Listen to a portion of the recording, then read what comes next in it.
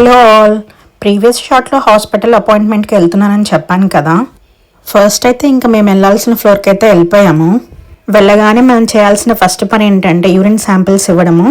ఇంకా వాళ్ళకైతే శాంపిల్స్ ఇచ్చేసి ఇంకెప్పుడు పిలుస్తారని వెయిట్ చేస్తున్నాము. ఇంకా ఈసారి అయితే నాకు ఇచ్చిన అపాయింట్మెంట్ టైంకి ప్రెగ్నెంట్ లేడీస్ చాలామందే ఉన్నారు. ఇంకా అందరం వెయిట్ చేస్తున్నాం కూర్చొని. నా టైమింగ్కి అయితే పిలిచారు. ఇక్కడైతే డాక్టర్ ఇంకా బేబీ హార్ట్ బీట్ అయితే చెక్ చేస్తుంది. బేబీ హార్ట్ బీట్ ఇంకా నా బ్లడ్ ప్రెషర్ అంతా చెక్ చేశారు. అంతా బాగానే ఉందని చెప్పారు.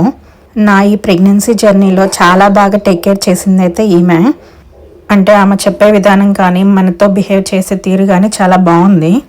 అండ్ ఇంకొకటి ఏంటంటే మెంబ్రెయిన్ స్వీపింగ్ కూడా చేశారు. అంటే మనకి డ్యూ డేట్ దగ్గరికి వచ్చిందని ఇంటర్నల్గా చెక్ చేస్తారనమాట.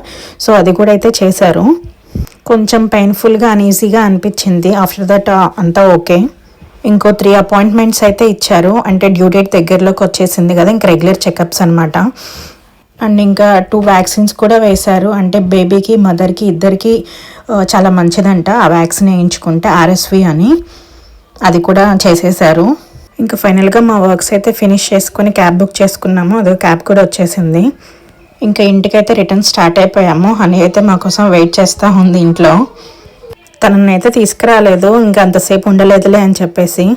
హాస్పిటల్లో ఇన్ కేసు లేట్ అవుతుందా అని చెప్పేసి ముందుగానే లంచ్ ప్రిపేర్ చేసి అయితే వచ్చాము. ఈ అపాయింట్మెంట్ అయితే ఇలా అయింది. Bye bye, see in the next vlog.